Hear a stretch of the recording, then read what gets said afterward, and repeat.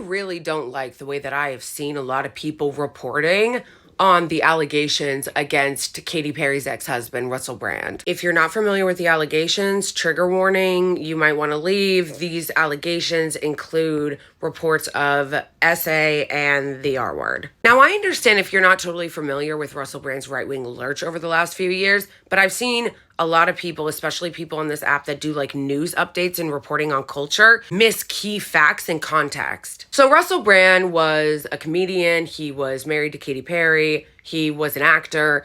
And over the last 4 years or so, he has slowly transitioned into being a right-wing conspiracy theorist and influencer, first on YouTube, and then he moved to Rumble because that's where they all go. And his lurch to the right started out somewhat small, and then it grew and grew and grew. You can watch this evolution with a lot of people who were on the left or just independents that end up turning into like right-wing zealots. And it usually starts out with questioning something. And then as time goes on, whether that's questioning the elites, but they're always vague because they actually are like funded by elites, so they never want to be too specific, whether it's COVID or whether it's anything like that. They start out and then they continue to get more and more extreme. A lot of people think that, which I agree with, that the reason why this happens is because of audience capture. People who are on the right want those conspiracy theories. They crave it. So you have to keep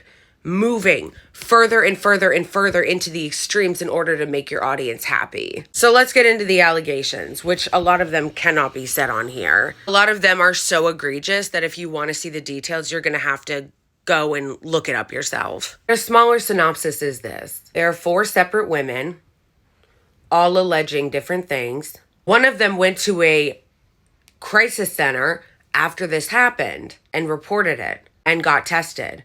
There are also corroborating texts. You can look them up online. There are texts where one of the women are telling him and confronting him about what he did, and he apologizes and tells her she doesn't need to get tested. Now, if you already know anything about Russell Brand, none of this should surprise you. He's an admitted scumbag. Like 12 years ago or something, I read his book. And I used to like him because I felt like I identified with him as an addict. He is also in recovery. Recovery from drugs and alcohol, I may add, not recovery from being a predator, apparently. This investigation has actually been going on for years. A lot of what you're hearing in the right-wing ecosystem on places like Twitter and YouTube and even on here is kind of makes you wonder about timing. That and variations of that have been circulating on the internet amongst all the right-wing influencers, with the lone exception of Megyn Kelly. But that doesn't really matter because a lot of the people on the right don't like her anyway because she is against this kind of stuff.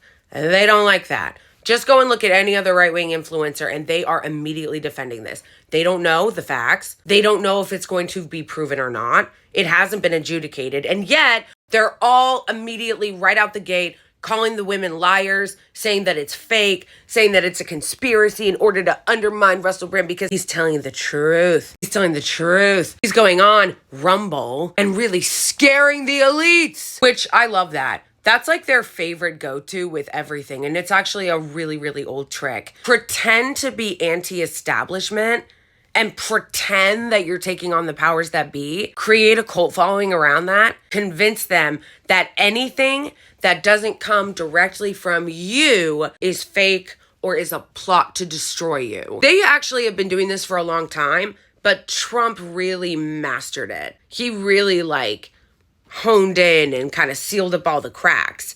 So they're all taking pages from him and the way he did it and saying, you can only trust me. Anything anybody else says, it's just a deep state plot, you see. A lot of their followers are brain melted, so they do believe that. But some of them are just cynical. Some of them know it's not true. They're just doubling down on it because they hate women, they hate survivors. They also are tribal as fuck, and it's all about my side. They don't care who it is or what they do. It's about your side bad, my side good, so I'm going to defend it at all costs. Which brings me to the best example of this that I found. The most pious man on the internet, Ben Shapiro. Ben Shapiro, who is so religious, okay? He cares about Western civilization. He cares about the children. He cares about things being moral and right. So I'm sure that you will be shocked to find out that he went on his show and immediately defended Russell Brand without any of these allegations being adjudicated, completely undermined the women, and gave like a 10-minute preamble defending Russell Brand before he even got into what the allegations were.